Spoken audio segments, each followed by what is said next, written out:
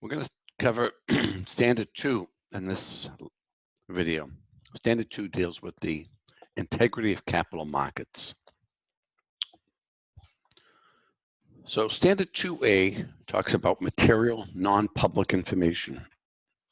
And specifically, what it dictates is that members and candidates who possess material non-public information that could affect the value of an investment must not act or cause others to act on the information. So there's a couple of key words here. First is the word material. So it doesn't mean that any information, it just means information that could be significant enough to influence one's decision. So if you come across a conversation from a doctor or dentist who's not an expert in the field, that isn't considered material. It has to be something that is from a credible source that one might see as influencing a decision. And the other is that it's non-public. So if it's in the public domain, then you're free to use it.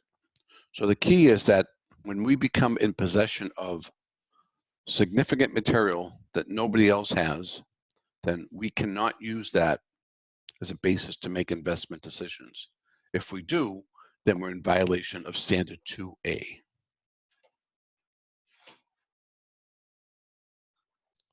So here's the three key concepts. Materiality, to come from a credible source. Is it significant enough to influence one's decision to either buy or sell an investment? Is it in the public domain, or is it something that you and only a select group of people have access to? And then there's something called the mosaic theory. The mosaic theory basically says that if you can get information that's in the public domain or it's not material, then you're free to use it. Okay, so really what's key here is you have to meet two criteria to stop from using that information. And that is that it's material and it's non-public.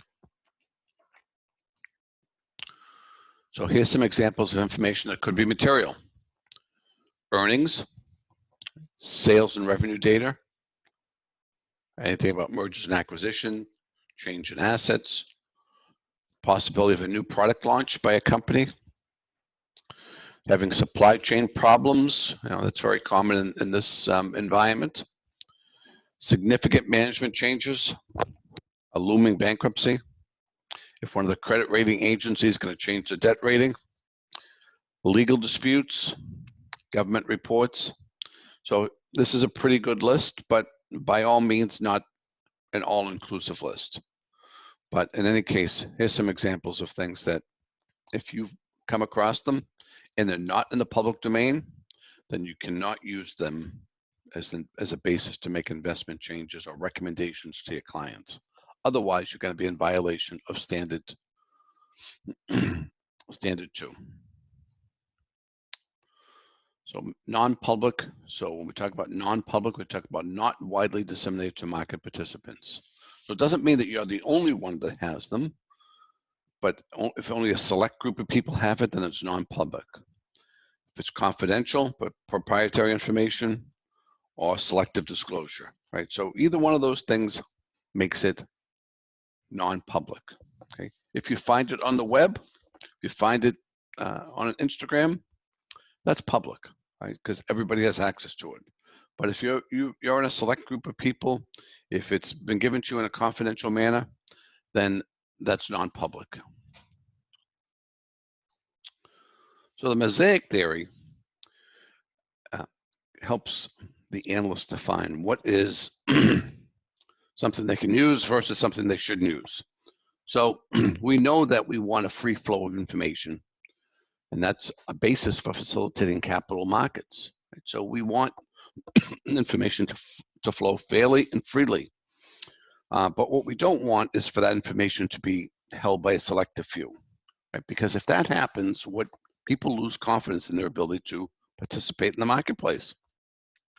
Because everybody needs to feel as though they're on the same footing as everybody else when they make their decisions. If I feel like others always have information that's valuable and I'm not privy to it, then I'm going to feel like I can't win in this market. So it's important that we have a free flow of information. So as analysts and firms that gather non-material and or public information on a regular basis, right? I have conversations with people. I hear things that may be very insightful, but if they're from a source that's not credible, and when I say not credible, if they're not an expert in the area, if my dentist gives me a stock tip or says, hey, I heard that this company's earnings are going to exceed expectations, that's not material information because it's not coming from a confidential, credible source. If I hear it from a CEO of a company, then that's material, and that's something that I can't freely use. And the other big issue is it in the public? Is it public information? If it's not widely distributed, then it's not public. So analysts put together a mosaic from these individual pieces of information to form opinions, and they enhance market efficiency. So analysts are constantly looking for non-material, kind of give them an indicator, and public information that will help them get a little bit ahead of the market if they can. That's fair, and that we would expect to use. Okay, so let's look at a couple of examples. Nadler, a trader for an investment firm, receives a text message from a longtime friend who was a trader at another firm. The message indicates that a software company in which they both have large investment positions is likely going to report a strong quarterly earnings when the company publicly announces its earnings in 2 days. Nadler informs his firm's portfolio manager, who places a large purchase order for shares of the software firm stock ahead of the company's planned earnings announcements. So, what's your selection on this particular? Is it A, acceptable because information is not specific, B, acceptable because the source of information is not reliable, or C, unacceptable because it's based on material, non-public information? So in this particular case, it's acceptable because the source of information is not reliable. Okay. So a text message from a longtime friend is not one of those situations where you're getting credible information from a key individual who you would expect to have inside information. Levinson, a security analyst, is one of 10 leading analysts invited to tour a manufacturing company in her region and meet the new finance director of the company. During the meeting, the finance director states that the company expects its workforce to strike sometimes in the next week, which will cripple productivity and distribution. Levinson sells her clients' holding in the company based on this information. Okay, so let's look at what happens here. Finance director, credible source, information not widely distributed. So it's both material and non-public. So here's the situation where it's unacceptable because it's based on a material, non-public information. All right, so that's the general thinking around standard 2A. So standard 2B, market manipulation. So you're trying to change the price of a stock or a bond or some other financial instrument, either up or down. Okay, so in the age of social media, in the age where it's so easy to communicate with so many people, we have to be really careful about this. So specifically, members and candidates must not engage in practices that distort prices or artificially inflate trading volumes with the intent to mislead market participants. Okay, so you're certainly free to engage in practices that may end up changing prices as long as your intent is not to mislead the market. Okay, so what we don't want is people sending out intentional false signals to the marketplace in the hopes of getting the market to move in a certain direction, to spread a rumor, to place a large order that you're just trying to manipulate the market. Okay, we're expecting people to act in good faith and not try to mislead or manipulate the market. Okay, that's not the role of the analyst. As Much as there might be a financial incentive to do that, it's against the code of ethics for us to participate in that type of behavior.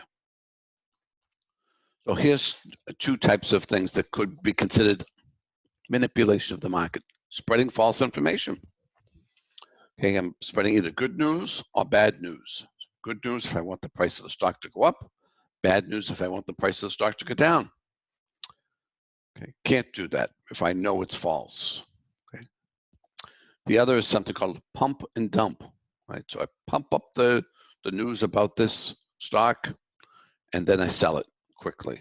Right, so I pump it up. People get excited. They start to buy it, and then after the prices go up, I dump my stock, and then people realize that, oh, that really wasn't going to happen. So those things are not permissible.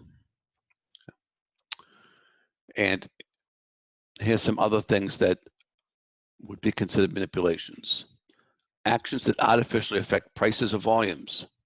Okay, spoofing, layering, securing a controlling position. And the key here is intent. Okay, if your intent is to spoof, to layer, or to gain a controlling position, that's against the code of ethics. Okay, we're expected to act in good faith. We're not expected to try to drive the market as analysts. We're expected to act on public information and give our customers the best information that's available.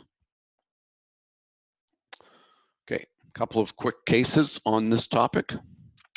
In an effort to increase the prices of his holding in Moosehead and Belfast Railroad Company, Jones logs on to several investor chat rooms on the internet to promote the company. He states there's a rumor that the company is about to expand its rail network in anticipation of receiving a large long-term contract from a Canadian paper company. Jones' conduct is unacceptable because it is intended to mislead investors. Okay, so you can't do things like that. And if you do, you're in violation of the code of ethics. Okay, so I'll let you read through this last one. All right, so that is standard 2.